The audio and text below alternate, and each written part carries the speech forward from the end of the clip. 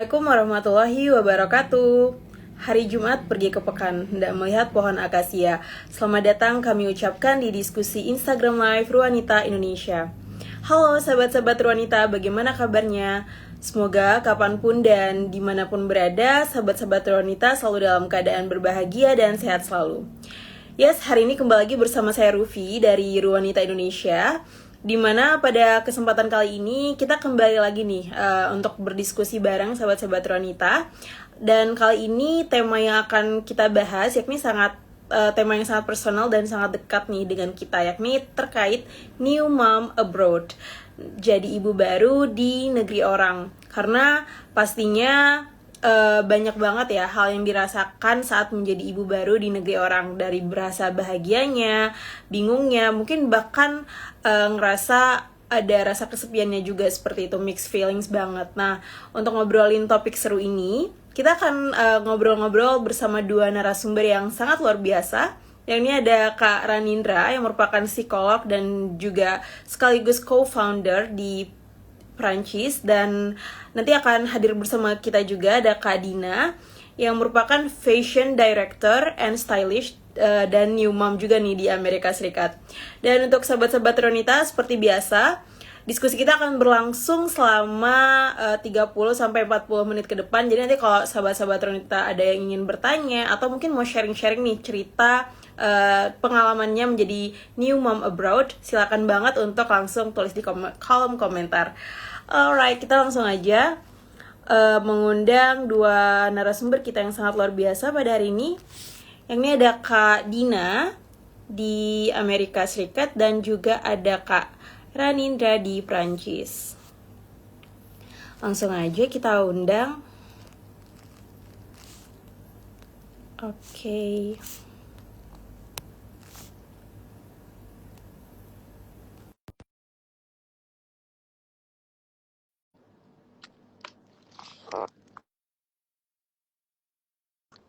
Oke, alright.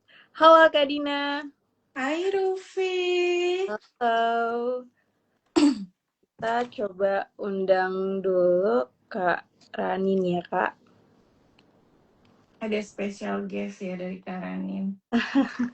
Betul banget. Kita undang Kak Ranin.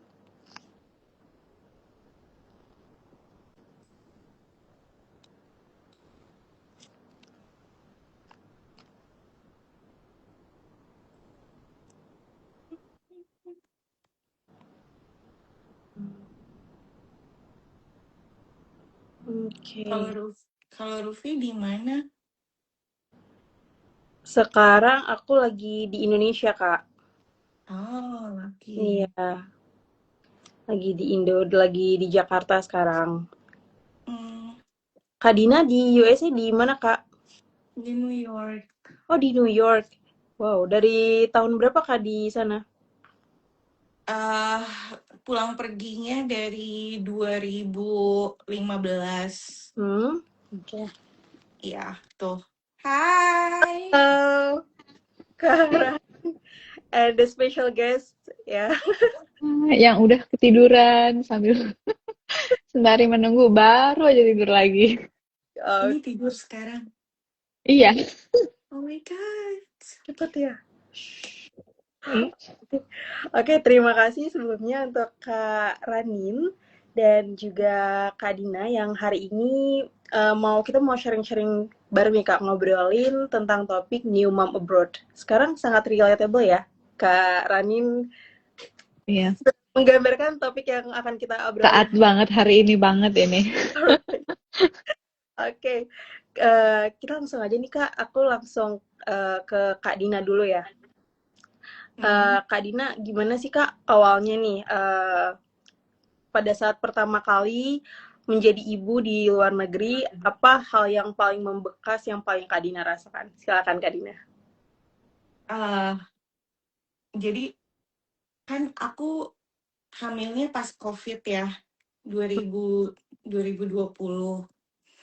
Nah, itu tuh dari mulai kayak insurance, kan harus ngurus insurance. Jadi ini ada cerita. kita berdua kan nggak tahu nih, maksudnya kayak pas ketahuan hamil gitu kan, aku waktu itu belum ada insurance. Mati nggak, belum ada insurance. Jadi eh, cari-cari dapetlah, akhirnya kita pergi, dibikinin appointment sama suami aku ke Planned Parenthood. Nah, udah nih di Planned Parenthood kan diperiksa, oh iya benar hamil udah 10 minggu katanya kan. Terus abis gitu apa namanya, nah kita nggak tahu kalau di Planned Parenthood itu tempat aborsi. Iya, jadi disangkanya mereka aku datang ke sana itu mau aborsi. Jadi insurance aku cuma cuma aku dikasih insurance cuma sampai kayak 2 bulan gitu loh, pada saat renggang waktu Ya. aborsi, karena di reportnya mereka aku aborsi gitu karena aku perginya ke sana. Nah, akhirnya aku harus telepon ke sana kemari bilang kalau aku tuh nggak aborsi gitu kan. Aku ke sana tuh karena aku nggak tahu gitu-gitu kan. Terus ya Allah, disambungin telepon ke sini, telepon ke sini, itu yang paling bikin stres ya. Ya udah alhamdulillah akhirnya dapat insurance-nya, terusnya apa namanya, itu kan setiap setiap sebulan sekali apa gimana kan mesti cek kan.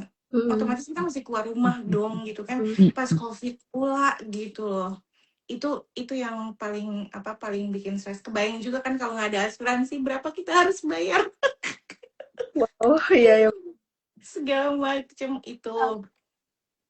Udah apa namanya yang ya udah akhirnya ya alhamdulillah lah, lancar. Enaknya sih pas pas COVID, pas kita lahiran. Aku tuh pas hamil, pas lahiran itu berat banget. Aku hampir hampir emang bener ya kalau kata ibu-ibu kita ya dulu, kalau merenggang nyawa itu bener ya.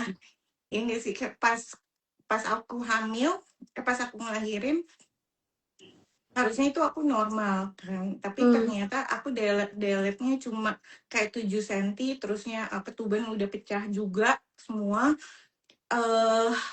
Akhirnya diputusin C-section gitu, C-section di tempat. Terus aku sampai nggak ada nggak sadar, sampai nggak sadar juga gitu kan. Dan aku tuh sampai nggak pas aku udah ngelahirin, dan kan karena lagi COVID jadi nggak boleh ada cuma Nemenin. suami doang kan, dan nggak boleh ditengok siapapun juga gitu loh. Terus jadi aku sama suami aku berdua, suami aku stres juga kan gitu, isinya kayak udah mau udah mau meninggal gitu. Itu terus pas aku diceritain suami aku juga nih ya gitu kan, pas bayinya keluar itu nggak nangis kan, takut kan gitu kan. Akhirnya berapa kali diapain gitu akhirnya nangis gitu kan, suami aku lega banget.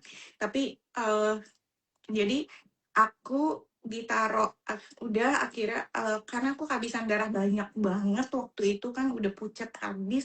Akhirnya aku transfusi darah itu sampai berapa kantong aku nggak tahu. Terus anak aku ditaruh di NICU, jadi aku nggak bisa ketemu bayi aku tuh sehari penuh gitu.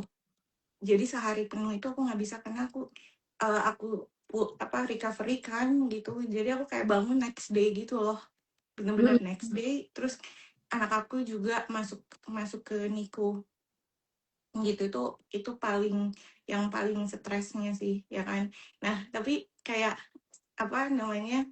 yang gimana sih, maksudnya gini loh, kayak kan kita punya cerita masing-masing kan Iya. gitu loh, kayak Rani juga pasti punya cerita sendiri kan gitu pas proses segala macem gitu kan.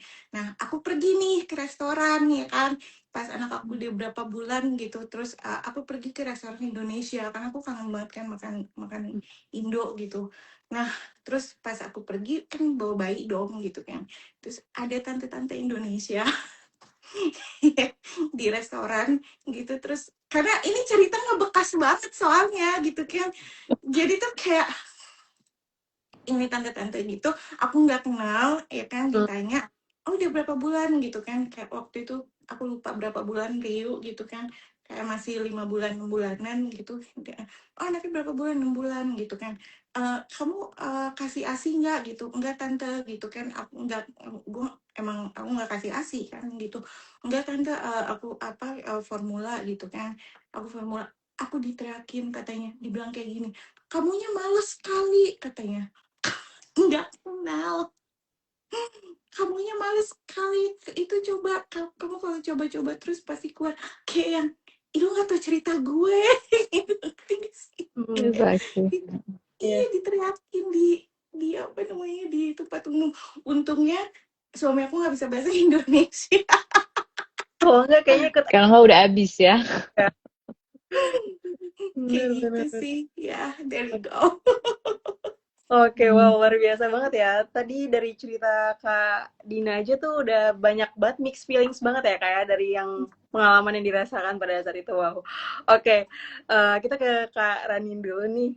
Nah, menurut Hmm. Kak Ranin, kira-kira apa aja sih Kak perasaan dan pengalaman yang mungkin muncul sebagai new mom abroad specifically, yang mempengaruhi ke kesehatan mental itu seperti apa? Silakan Kak Ranin.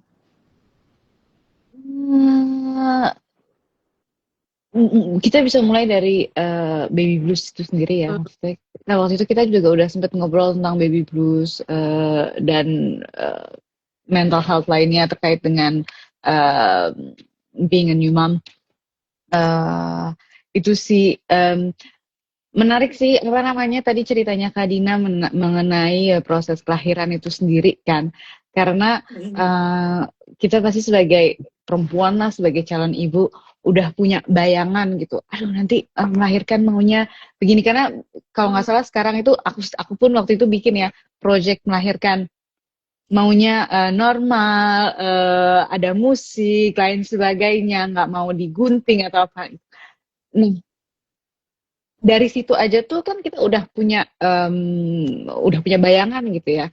Tapi kan itu idenya kita, idealnya tuh seperti ini. Tetapi ya wallahu alam ya. Rencana hanya rencana, kalaupun terjadi bagus, tapi seperti Kak Dina, aku pun seperti itu ya. Rencananya maunya sih normal, tapi ya ternyata untuk alasan 1, 2, 3 akhirnya harus C-section. Nah dari situ aja tuh udah kehantam tuh mentalnya, karena harus eh, melalui grief yang aduh harus bisa legowo nih gitu. Hmm. Mungkin ada beberapa yang ya udahlah yang penting, nah ini juga harus hati-hati. Kebanyakan orang-orang bilang yang penting ibu dan anaknya sehat, yang penting anaknya sehat. Iya. Benar, yang penting anaknya sehat, tapi anaknya sehat kan harus dari ibunya dulu yang sehat. Itu yang harus hati-hati juga. Jadi itu sih kalau mental health untuk new mom, new parent lah, tapi lebih cenderungnya new mom itu mentalnya udah kehantam dari proses kelahiran itu sendiri, dari idenya itu sendiri gitu. Kalau misalnya tidak seperti yang dibayangkan, ada yang urgency atau lain sebagainya, itu harus grief dulu, harus melewati grief. Aduh, tidak seperti yang saya bayangkan ya, gitu. Hmm. Terus apalagi anaknya lahir tiba-tiba nggak menangis. Dari situ tuh udah ada ujiannya gitu Iya. kan. Mentalnya harus kuat gitu. Dan itu dari segi psikologisnya sendiri. Tapi kan kita dari kehamilan, melahirkan sampai dengan postpartum itu ada hormon yang ambil andil gitu. Dan itu hormon itu tuh nggak bisa kita kontrol gitu kan. Dropnya estrogen itu kan yang bikin juga baby blues itu sendiri kan dari drop hormon itu sendiri ya. Jadi itulah apa namanya tantangannya dari terkait dengan mental health itu sendiri ya. Dari kalau dari sisi new mom abroad gitu kan, di luar negeri, susahnya ya karena kalau di luar negeri itu kan western culture itu lebih ke sendiri ya, individu ya, nggak nggak kelompok gitu ya. Eh, nggak kekeluargaan pula gitu, jadi ya eh, pengennya pun diurusin, tapi karena di sini nggak ada mbak, nggak yang masak, yang bersih-bersih, jadi kita udah capek, udah harus nyusuin, harus nyiapin susu, harus nyiapin popok dan lain sebagainya, berantakan, tapi juga harus bersih-bersih rumah, harus juga nyiapin makan dan lain sebagainya. Itu pula sih. Dan belum lagi yang aku pun rasain ya, nggak kebayang dulu, itu adalah perbedaan budaya juga. Hmm.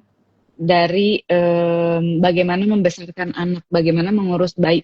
Itu tuh menurut aku di luar dari baby blues atau lain sebagainya, itu yang paling berat sih menurut aku dan paling berasa banget jadi new mom di luar negeri, di mana budayanya tuh benar-benar beda gitu. Yang paling berasa itu adalah mengenai kemandirian. Karena kalau misalnya menurut aku ya, seingat aku pula, kalau kita kan di Asia, ya udahlah anak tidurnya masih di kamar sama kita, nggak Iya. apa-apa, gitu kan. Nggak juga di push untuk mandiri sedini mungkin gitu, langsung tidur di kamar sendiri.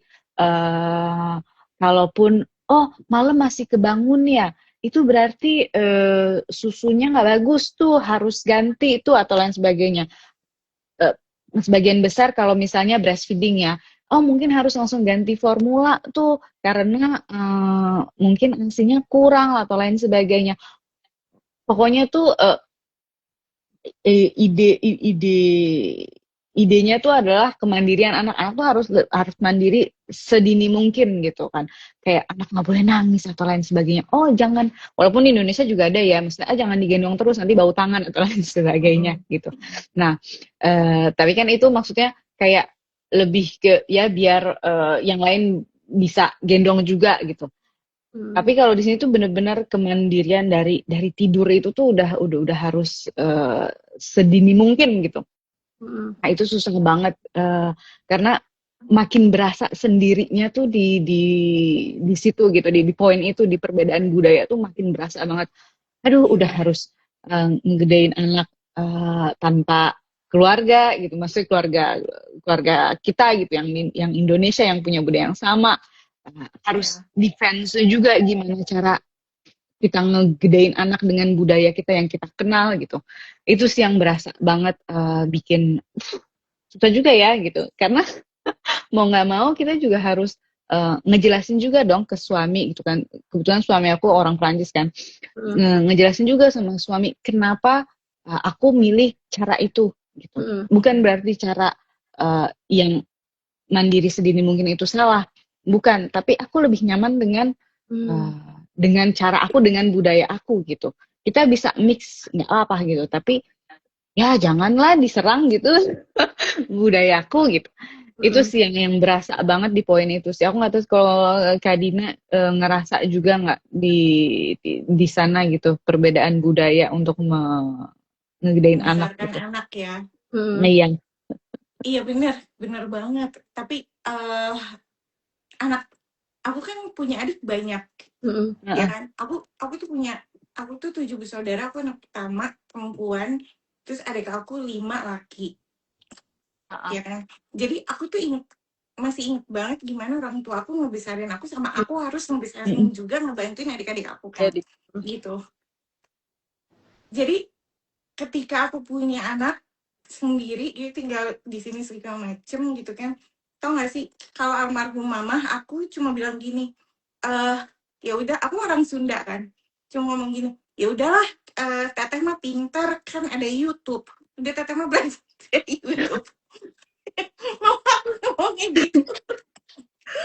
Nah tapi emang anak aku itu mandiri banget, beda banget sama waktu aku ngejagain adik-adik aku gitu. Maksudnya kayak yang makan dari umur setahun, dari dia udah bisa duduk di high chair itu nggak mau disuapin. Iya, dia makan sendiri gitu, aku disuruh go away gitu.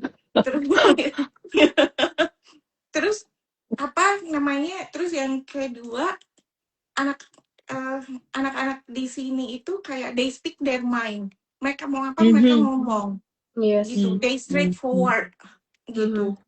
Jadi main sama temennya gitu, sama orang tuanya juga gitu kan. Kayak the other day anak aku tanya how's your school, Rio? Aku suka tanya gitu kan. Tapi anak aku tuh kayak nggak apa namanya kayak yang I don't want to talk about it. I just want to relax.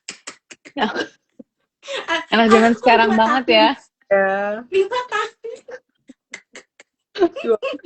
Kayak everything's fine kayak gitu. Hmm. Dan main juga gitu sama teman-temannya gitu. Terus yang iya nggak sih kalau kalau kita kan misalnya kayak kita baju basah kan orang tua kita langsung kayak ganti cepetan ganti ntar masuk angin. Termasuk angin. Iya kan.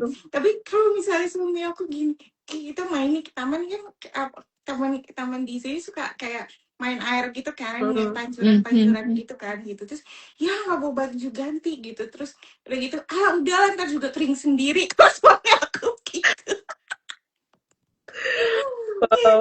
Iya kan, beda kan kalau kita Beda-beda. kita masuk angin gitu. Tapi ya bener, culture shock di situ karena aku aja culture shock sama anak sendiri gimana. Benar. Oke. Tapi ini menarik banget Kak ngobrolin tentang perbedaan budaya tadi ya yang sempat di-mention sama Kak Ranin tadi kan. Kalau Kak Ranin kan tadi coba untuk mempertahankan beberapa culture Indonesia gitu kan Kak. Merawat anak. Nah kalau Kak Dina sendiri gimana? Apakah ya udah ngikutin budaya aku adjust karena menurut aku culture di sini lebih simple dan nggak ngerepotin aku. Jadi aku ngikutin. Terus tapi aku masih yang aku tuh tau gak sih yang aku ini sampai sekarang apaan minyak telon. Karena aku suka banget kan bau bayi. Karena sini aku sampai sekarang masih aku pakai minyak telon dan setiap orang yang kesini aku cuma nitip minyak telon. Jadi stok minyak telon aku banyak. Oke, salah satu bentuk mempertahankan budaya Indonesia adalah minyak telon ya kayak. Aku minyak telon. Tapi ya itu aja tuh kadang kayak minyak telon gitu. Karena kan kayak terkadang kebanyakan sih kayaknya dokter-dokter di sini kayak pokoknya nggak ada produk sama sekali yang menyentuh bayi gitu. Sedangkan gitu kan ya itu kan termasuk dengan budaya kita, maksudnya ya aku juga suka sih kayak sweet cell kita boleh nyebut merek nggak sih? Wangi-wangi bayi gitu kan. Tapi maksudnya langsung kayak orang-orang maksudnya keluarga dari suami aku atau teman-teman aku yang emang orang sini kayak itu kan produk kimia lain sebagainya gitu. Itu juga sih maksudnya sekecil hanya produk minyak telon atau parfum bayi yang Iya. Dan kita harus defense itu gitu. Iya. Jadi kayak ya udahlah itu kayak hal kecil kok gitu. Jadi kenanya di situ sih. Maksudnya kalau aku yang lebih beratnya tuh benar-benar di situ sih. Kayak ya sekecil hal hanya produk bayi aja tuh kayak haruslah aku membela gitu. Padahal bau khas bayi itu enak tuh dari situ ya kan? Iya benar. Ya, kita kenalnya sih bau bayi itu yang gitu ya. Iya kan, lu cium anak bule deh, nggak ada yang wangi. Iya benar banget. Aku setuju Kak Dini, benar banget. Sedangkan aku kayak enggak, anak gue harus wangi. Kita kan biasa bau bayi Indonesia kan kayak gitu ya, bau-bau khas minyak telon yang produk tadi kan kayak. Iya kan udah ada rutin, udah ada skincare-nya gitu kan. Kalau dulu kita habis mandi itu udah ada minyak telon lah, bedak lah, ada lagi iya kan parfum bayi juga di baju gitu. Ya udah ada itu dan kita besar dengan itu gitu. Jadi ya kita taunya ya udah kayaknya udah teruji klinis kok. Untung anaknya nggak komplain. Untung kalau anaknya komplain aku repot ya kan gimana pakai ini ya. Iya benar. Iya, dan untungnya nggak alergi juga kan gitu. Iya gitu. Ya itu dia maksudnya kita juga ya selama nggak alergi juga, ya udahlah. Maksudnya kita juga kan niatnya kan selalu bagus gitu kan ya, ibu yang nggak mau juga membahayakan anak gitu kan. Cuman ya itu ya sinis-sinisnya ujung-ujungnya sama lah kayak sinis-sinis ibu-ibu di Indo gitu. Yes. Mungkin karena itu hal yang baru dan aneh jadi ya kan Benar, iya. orang-orang di sana. Oke. Nah, kita balik lagi nih ke Kak Dina ya. Kak Dina pernah nggak sih Kak ngalamin momen waktu itu kan kelahirannya pada saat COVID kan Kak. Nah, pernah nggak sih Kak Kakak tuh pada saat itu tuh juga mengalami masa-masa sendiri atau mungkin lost atau merasa kesepian nih karena kan tadi Kak Radin juga mention kalau misalkan kita tuh jauh dari keluarga besar ya, keluarga Indonesia seperti itu kan Kak. Nah itu gimana sih Kak Dina beradaptasi dengan kondisi seperti itu saat itu? Aku sih aku nggak ngalamin kayak kesepian apa gimana gitu. Mungkin karena aku juga orang anak rumahan juga ya gitu. Aku sukanya di rumah gitu sebenarnya. Opposite sama kerjaan. Jadi apa terus kan pas COVID juga kan suami aku di rumah.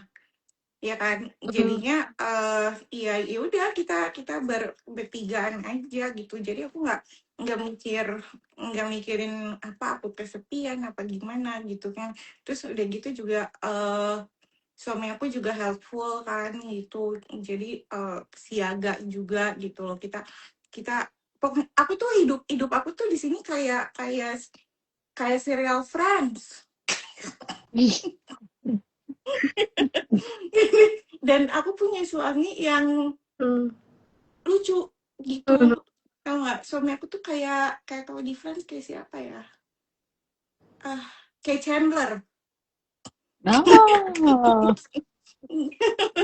seru Gitu. Iya lucu gitu. Jadi kayak ya udah apa dan kita ngobrol terus kan, dan kita selalu apa namanya ada aja yang kita kerjain bareng gitu. Jadinya kalau kesepian sih aku nggak ngerti. Yes.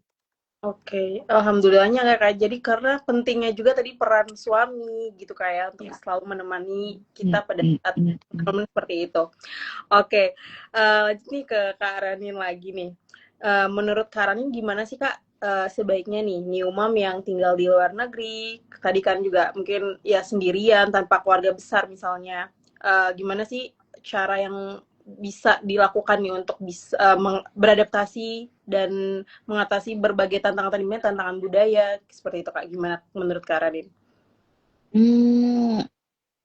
Support system sih, dimulai dari suaminya, dari suami dulu itu udah paling penting sih. Maksudnya kita nggak butuh support system 50 temen atau lain sebagainya, tapi satu aja, suami aja itu bisa paham kita, bisa jadi pundak untuk bersandar aja, itu udah penting banget ya. Tapi satu hal lagi yang aku juga maksudnya belajar dari Kadina dan aku pun gitu udah selama 5 bulan jadi ibu ya, masih bau kencur banget sih. Tapi yang aku benar-benar belajar banget itu adalah mencoba mengganti mindset gitu. Karena kalau misalnya dibawa susah gitu, yang aduh selalu gitu, selalu negatif, selalu aduh kok gini, makin berat gitu. Walaupun susah ya, aku ngomong gini sih kayaknya gampang banget, susah ya gitu. Tapi pelan-pelan belajar melihat sisi positifnya, malah jadi enjoy gitu. Kayak dulu awal-awal Eleanor kalau tidur siang susah gitu kan, maksudnya harusnya digendong tuh harus kontak nap terus gitu. Awal tuh capek banget kayak gitu. Apalagi ini trikinya dengan support system juga sih, apalagi support system yang juga new mom gitu kan. Soalnya kadang ada kayak komunitas ibu-ibu baru gitu ya. Di satu sisi enak, tapi di sisi lain tuh pasti ada tendensi untuk membandingkan anak kita dengan anak lain yang harus dihindari, tapi sulit gitu. Nah, udah kita juga kayak capek kan, terus kayak aduh kok dia nggak mau ya ditaruh di tempat tidurnya gitu, sedangkan anak-anak lain udah tidur siangnya udah pinter lain-lain sebagainya. Nah, itu lama banget aku stay di mindset itu tuh makin berat banget. Akhirnya aku pun belajar gitu kan, maksudnya ngobrol juga sama suami aku, ya ngobrol-ngobrol juga lah sama temen aku yang udah lama jadi ibu dan yang bukan ibu juga. Uh, Belajar akhirnya untuk mencoba ngelihat sisi positifnya, yaitu adalah dia kan nggak lama lo jadi bayi, dia nggak lama lo mesti ngebutuhin kita. Dan akhirnya berhasil merubah mindset itu jadi kayak ya udah enjoy aja, jadi enak aja gitu. Kayak justru aku bangga banget loh anak aku mau nempel gitu sama aku. Ya karena maksudnya kayak Kak Dina gitu 1 tahun udah anaknya makan malah nggak mau, udah mama go away gitu kan. Jadi sebelum itu aku memanfaatkan gitu.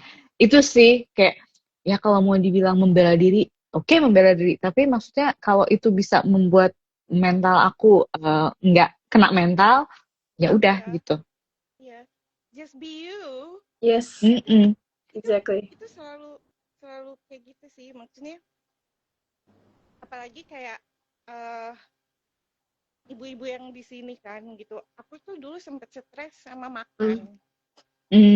Karena anak aku itu nggak suka buah, nggak suka pokoknya makan makanan sehat, dan anak aku super picky gitu. Pas dia tambah gede jadi makin picky makan kayak, dan apalagi makanan Indonesia dia begini kayak pas kayak gini. Anak bule. Iya, dia cuma makan mac and cheese, pasta pun nggak mau ada pasta, nggak mau ada sausnya. Jadi benar-benar plain doang. Terus udah gitu ya udah chicken tender apa segala gitu kan. Terus aku sempet kayak kalau aku cerita sama teman-teman ibu-ibu di sini gitu yang bule-bule itu gitu kan. Terus katanya ya udahlah nggak apa-apa gitu, udah bagus anak lu mau makan gitu. Nah itu yang bikin aku jadinya kayak relax gitu. Gitu karena mereka nggak judge aku gitu loh pas aku, apalagi kayak anak aku aja nih ya, sekolah aja nih kan sebenarnya kan di sekolah nih ada makanan kan gitu, cuma rata-rata pada bawa lunchbox. Akhirnya ya udah Rio juga bawa lunchbox. Tahu nggak isi lunchboxnya apa? Roti isi Nutella, tidak ada sehat-sehatnya. Roti isi Nutella sama Pringles, sama minum. Nah, ibu-ibu yang lain tuh mungkin pada sehat, tapi kayak pas mereka bilang ya udahlah yang penting mau makan, itu ada fasenya kok, nanti juga apa namanya yang kasih vitamin aja nanti juga sehat sendiri gitu. Nah itu ya kan kayak yang kita mikir I feel like I'm a bad mom gitu. No you're not, kayak gitu loh. Kayak iya kan jadinya kita mentalnya juga sehat gitu karena around those people yang nggak judge kita sebagai ibu yang gimana gitu. Misalnya itu cuma ada di otak kita doang gitu loh. Iya bener banget. Ini berarti relate banget ya dengan yang dimention Kak Aranin tadi ya, terkait positive thinking tadi ya kayak seperti itu. Oke, mungkin Kak Aranin waktu itu kan jadi Ruanita nih pernah mengadakan virtual support group di mana Kak Aranin juga hadir pada saat itu ya Kak ya. Nah menurut Kak Aranin nih seberapa besar sih Kak pengaruh atau peran support group seperti yang dikembangkan Ruanita untuk New Mom Abroad khususnya? Udah bangun. Itu sih udah bangun dia. Kayak tadi aku bilang sih support group itu bisa sangat membantu, tapi bisa juga jadi bumerang gitu. Jadi tergantung juga bagaimana kepribadian dari orang-orang masing-masing orang di support group itu sendiri, dan bagaimana kita melihat pentingnya support group itu. Gitu, karena maksudnya kayak kita nggak tahu ya masing-masing orang pribadinya seperti apa, niatnya baik tapi mungkin cara menyampaikannya salah malah jadi judgy gitu. Yang tadinya kita mencari support group itu untuk menjadi nyaman, menjadi lebih baik atau lain sebagainya, malah jadi stres sendiri gitu karena kok begitu sih, coba deh ini kok begitu sih gitu. Jadi support group itu penting, tapi dilihat bagaimana kita menjalankan support group itu gitu. Eh, Coba deh banyak mendengarkan gitu dan mungkin kurangi apa namanya masukannya gitu. Tergantung juga orangnya Iya. maunya apa gitu. Apakah mau didengar, hanya didengar, atau mau dikasih solusi. Itu juga sih. Jadi ya itu balik lagi support group sangat bagus gitu. Tapi ya itu sendiri gitu. Di sisi lain bisa jadi bumerang. Jadi ya pinter-pinter juga gitu mencari support group dan pinter-pinter juga membatasi. Oh ini support group untuk hal ini bagus gitu. Aku stay deh untuk mengetahui subjek ini gitu. Tapi mungkin di saat ini aku lagi aduh nggak bisa deh gitu. Oh ya Iya. udah gitu. Maksudnya jangan juga dipaksakan untuk stay di support group kalau memang udah ngerasa aduh support group ini udah nggak udah nggak baik lagi gitu untuk mental aku. Iya, for shake nggak enakan. Iya. Betul sekali gitu. Pada intinya sih maksudnya yang aku sangat pelajari dan jadi new mom itu aku pernah dengar juga ini kayak sangat resonate banget ke aku. Iya, Nak. Maksudnya anak nggak mau makan, anak nangis terus, anak sakit dan lain sebagainya itu tidak akan menghancurkan anak. Tapi kalau mau menghancurkan anak, hancurkanlah mental ibunya. Yaps. Harus dari ibunya dulu ya kayak yang sehat mentalnya gitu kayak. Begitu. Oh my god, lucu banget. Oke, aku jadi oke. Jadi Oke, baby fever. aku No. di segmen terakhir nih, Kak, terkait makna, harapan dan juga tips untuk new mom abroad. Nah, mungkin dari Kak Dina nih setelah melewati pengalaman berbagai pengalaman yang cukup dramatis tadi ya Kak ya pada saat COVID juga tadi juga ada perbedaan culture. Nah, dari semua hal itu Kak, apa sih Kak makna menjadi new mom abroad sekarang untuk Kak Dina? That's a good question. Uh, aku tuh gimana ya? Makna maknanya jadi gini, kayak aku tuh cita-cita aku dari dulu itu adalah pengen punya keluarga, ya kan, pengen punya anak gitu. Tapi mungkin kayak prosesnya harus seperti ini ya kan gitu loh. Dan I don't know somehow kayak uh, udah ada di vision board aku tuh udah dari kapan tahu gitu. Oh. Ya, gitu udah belasan tahun yang lalu gitu. Apa this life gitu. Jadi when this is happen gitu kan kayak ya aku alhamdulillah I'm very grateful gitu. Ditambah lagi aku punya suami yang modelnya seperti itu. Kayak Chandler. Iya, ya terus udah gitu kayak yang kita satu dunia kan sebenarnya gitu loh. Jadi ya udah everything is meant to be, everything is falling in the right place buat aku gitu. Terus aku juga punya anak yang zodiaknya sama kayak aku, Scorpio boys gitu kan. Jadi kayak aku ngaca aja sama dia. Ya, I really enjoy it dan satu hal lagi maksudnya kayak yang aku ngejalanin jadi ibu tapi aku masih bisa jadi diri aku sendiri gitu loh. That's important buat perempuan tuh jangan sampai kayak ya udah lu jadi ibu terus lu kehilangan identitas ya kan gitu loh. Jadi kayak acak-acakan gitu loh. Dan jangan jadiin anak itu alasan buat you ya gitu buat you not feel good about yourself or looks good for yourself gitu. Jangan jadiin itu alasan gitu. Nggak bisa repot ngurus anak gitu kan. Terus nggak bisa juga kayak kamu enak enggak gitu. Ketemu kok waktunya kalau emang mau gitu. Iya gitu. Jadi kayak yang punya anak tuh juga bukan jadi kayak kamu jadi nggak punya karir gitu. Mhm. Ya terserah, kalau misalnya masih mau punya karir juga bisa, masih bisa kan gitu.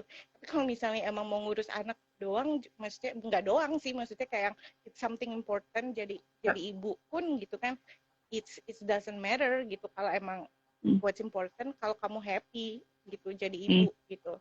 And it's not just a mom, it's not just gitu loh. It's not. So, that's from me, that's that. Oh, that's so beautiful. Oke, terima kasih. Jadi tadi hal yang paling penting sih yang dari Kak Dina sampaikan adalah ya kita tetap bisa jadi diri kita sendiri ya Kak ya. Jadi maksudnya jadi ibu bukan berarti kita kehilangan diri kita sendiri seperti itu ya. Oke. Mungkin kalau aku boleh sedikit aja, selalu ingat kayak kamu itu Ranindra sebelum jadi ibu loh, Dina itu Dina sebelum jadi ibu loh, gitu loh. Kayak semuanya tuh aku sebelum jadi ibunya ini, istrinya ini, kayak gitu. Dan itu kadang kita lupa saat kita punya role yang baru gitu. Ya, jangan kayak misalnya jadi kan biasanya kalau kita di sekolah udah punya anak, kita jadi kayak mamahnya Ryu, Oh iya mamahnya itu. Eleanor gitu. Identitasnya jadi hilang. Iya, iya kan, enggak gitu kan. But they always nanya juga kan, so what's your name gitu. Kan? Exactly, ya. Yeah. Gitu. Oke. Oke. Nah, kalau dari Kak Rani nih terakhir Kak, apa mungkin udah tadi saran tips dan saran untuk perempuan-perempuan Indonesia nih Kak sebagai new mom abroad? Silakan Kak Rani. Jalanin aja sih. Jalanin aja. Maksudnya kan orang-orang akan selalu ngejudge, itu pasti ada gitu. Dan kita nggak bisa mengkontrol pikiran orang, kita nggak bisa mengkontrol apa yang akan keluar dari mulut orang. Tapi kita bisa mengkontrol bagaimana kita menghandle, bagaimana kita menginterpretasi komentar-komentar mereka, dan bagaimana kita juga membalas komentar-komentar mereka gitu. Jadi yang urusinlah diri sendiri aja gitu. Dan ya kalau udah nemu 1-2 orang yang bisa benar-benar jadi good support system, ya udah stay aja sama orang-orang itu, nggak usah coba-coba coba aja gitu cari yang lain. Tapi maksudnya ya udahlah gitu, jangan ngoyo-ngoyo lah, dan coba untuk selalu cari sisi positifnya. Iya. Nggak usah jahat sama diri sendiri, itulah. Hidup udah susah. Nggak usah makin dipersulit ya Kak ya, benar sekali. Iya, betul. Baik-baiklah sama diri sendiri. Oh sekali. Oke, luar biasa sekali. I hear you. Terima kasih Kak Ranin dan juga Kak Dina. Terima kasih. Ya, sebagai special guest kita pada hari ini. Oke. Terima kasih untuk Kak Ranindra dan juga Kak Dina yang hari ini udah berbagi pengalaman, sharing-sharing nih sebagai new mom abroad seperti itu ya. Dan juga tadi ya, kita jangan sampai nih kehilangan diri kita sendiri, karena sebelum kita ya kita adalah diri kita. Oke, baik buat kita sendiri, jaga mental. Dan yang tadi paling penting ya Kak ya, positive thinking itu seperti itu ya Kak ya. Oke, terima kasih untuk Kak Ranindra. Terima kasih. Terima kasih. Sampai jumpa lagi di Instagram Live berikutnya. Oke. Bye.